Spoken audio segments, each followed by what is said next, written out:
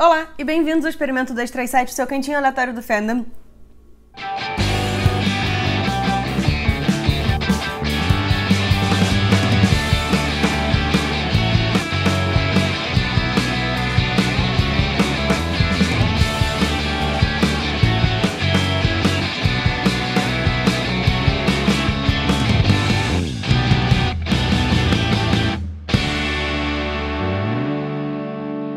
Olá e bem-vindos ao Experimento 237, o seu cantinho aleatório do fandom, e bem-vindos ao segundo vídeo da nossa sequência de maratonar o MCU inteiro antes de Shang-Chi estrear. Lembrando que eu tô assistindo o MCU em ordem cronológica, não na ordem de lançamento, então, né, a gente começou ontem com o Capitão América e hoje a gente vai pular lá pro final quase com o Capitão Marvel. Mas é porque na linha do tempo ela veio primeiro. Provavelmente vai ser um vídeo bem curtinho, eu não tenho muita coisa pra falar sobre esse filme,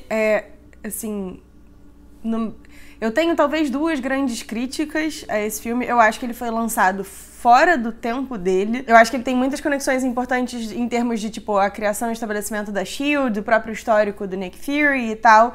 Mas, ao mesmo tempo, ele veio única e exclusivamente para justificar a presença da Capitã Marvel nos dois últimos filmes da saga inteira dos Avengers. E aí ela meio que não encaixa, e o próprio filme não encaixa muito bem com todo o MCU, na minha opinião. Lembrando que aqui ninguém é rei nem dono da verdade. Eu sou a rainha da porra toda, mas isso não quer dizer nada.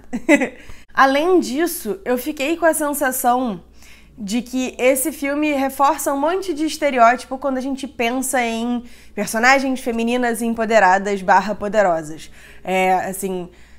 A trilha sonora inteira gira em torno de basicamente isso. A gente, quando tá discutindo a estrutura de criação de personagens e principalmente personagens femininas, eu frequentemente digo que assim, tem umas personagens que parecem, que denunciam que elas são mulheres fortes escritas por um homem. E não quero dizer que exclusivamente homens escrevendo mulheres fortes caiam nesses estereótipos, mas eles são muito frequentes quando são homens escrevendo mulheres fortes. A mulher forte escrita por um homem frequentemente é quase masculinizada, ela é agressiva, ela é toda tipo nariz em pé e ela não liga pros outros, ela é rebelde, ela é umas coisas. E isso não necessariamente traduz um personagem feminino forte, ele só traduz um personagem que é seguro de si mesmo, mas assim, fica uma coisa não muito simpática, e não quer dizer que toda personagem feminina tenha que ser simpática, mas é uma coisa um pouco... alguma coisa não encaixa. E eu até fui olhar, porque eu fiquei, nossa, será que foi escrita por um homem? E até não. A equipe por trás, tanto da direção quanto do roteiro, era mista, tinha bastante mulher até, mas eu não sei, tem alguma coisa ali que não clicou muito bem. Uma outra crítica que eu tenho a esse filme é: ele entra na história da guerra entre os Skrulls e os Kree, mas meio que não contextualiza. Então, assim, a gente, pra quem tava assistindo o MCU na ordem de lançamento, a gente ouviu falar da guerra entre os Skrull e os Kree lá em Guardiões da Galáxia, e assim, aqui a minha memória pode estar me falhando mesmo, mas veremos mais pra frente. Mas em Guardiões da Galáxia a gente sabe que isso... Guardiões? Em Guardians of the Galaxy, a gente sabe que existe essa guerra entre os Skrull e os Kree, mas eu não lembro deles explicarem o porquê, explicarem qual é o rolê por trás dessa guerra.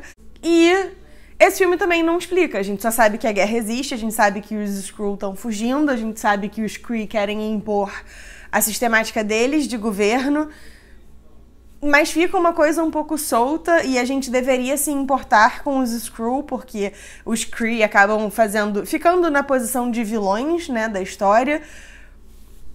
Mas, sei lá, faltou alguma coisa pra dar liga, sabe, no roteiro. Eu não sei, talvez essa história devesse ser contada em 2 ou 3 filmes, ou talvez devesse ter rolado ali uma revisão do texto e tipo, peraí, estão faltando uns elementos aqui.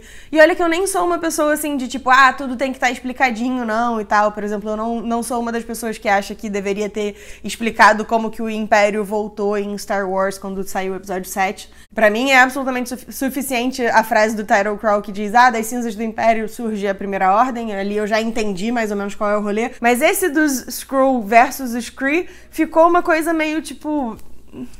Por que eu deveria me importar? E aí eu não sei, assim, eu acho que o filme overall ficou faltando alguma coisa e em alguma medida acaba que o Nick Fury é muito mais protagonista e muito mais simpático e muito mais personagem principal do que a própria Carol Danvers.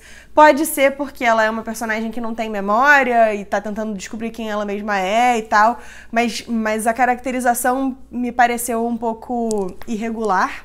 Mas eu gosto muito de alguns dos conceitos do filme, assim, eu gosto da ideia de que a gente tenha Skrulls vivendo escondidos. Eu gosto da ideia de que a gente tivesse já contato com essas raças, com essas civilizações há muito tempo. Eu gosto da ideia de que a Lawson tivesse descoberto ou percebido que a causa dos Kree não era assim tão bacana e aí por isso ela estivesse tentando esconder o projeto dela. Eu gosto da ideia dos Skrull escondidos porque eles não poderiam entrar em contato, porque senão os Kree iam encontrar com elas.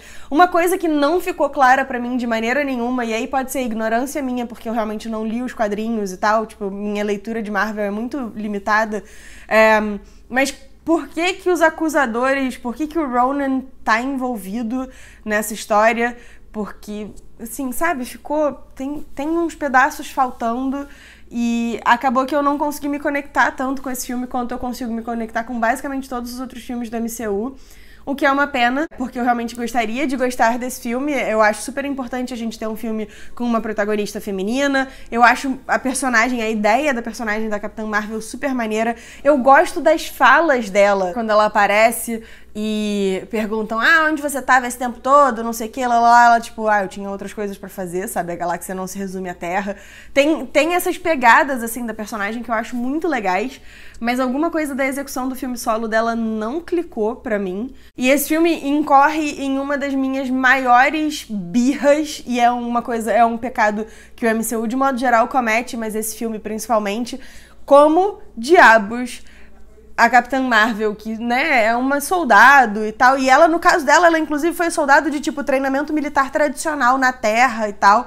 Por que que ela luta o tempo todo de cabelo solto, gente? Isso é um negócio, assim, tem que acabar. Não faz sentido nenhuma personagem feminina lutar de cabelo solto. Cabelo solto atrapalha. Não faz sentido, inclusive o Loki tá o tempo todo de cabelo solto e aí ele fica jogando o cabelo pra trás o tempo todo nas cenas, né, que ele luta e tal. Porque, pô, cabelo comprido cai na cara, né? Então, não gostei. É uma pena. Eu lembrava de ter achado o filme ok e eu acho o filme ok, mas eu queria ter gostado desse filme. Mas tudo bem. Próximo filme é o Homem de Ferro 1, e esse eu sei que eu gosto, apesar de eu achar a caracterização do Tony Stark meio problemática, mas a gente vai chegar lá. Então a gente se vê amanhã e até a próxima.